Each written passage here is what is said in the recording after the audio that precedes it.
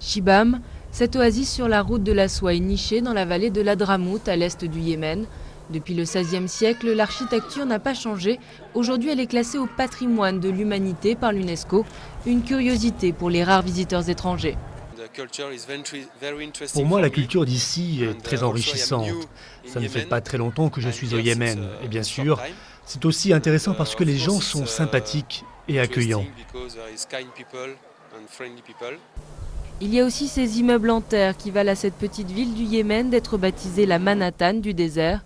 Mais depuis plus de 2 ans, des activistes se réclamant d'Al-Qaïda ont multiplié les attaques parfois meurtrières contre des cibles occidentales, visant aussi les sites touristiques comme Shibam. Avant, j'avais l'habitude de voir 10 à 15 voitures pleines de touristes. Maintenant, j'en vois à peine 1 ou 2. Il n'y a plus beaucoup de visiteurs, à peine quelques-uns.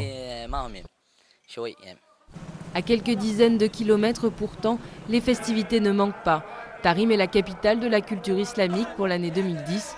Le gouvernement compte sur cet événement pour relancer le secteur du tourisme dans cette région.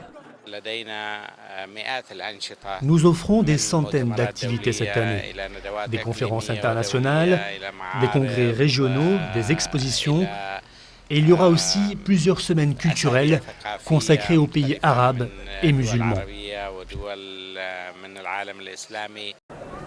Sur les sites touristiques, la police est désormais omniprésente. Le gouvernement yéménite l'assure, il n'y a plus aucun problème de sécurité, mais la menace terroriste d'Al-Qaïda plane toujours.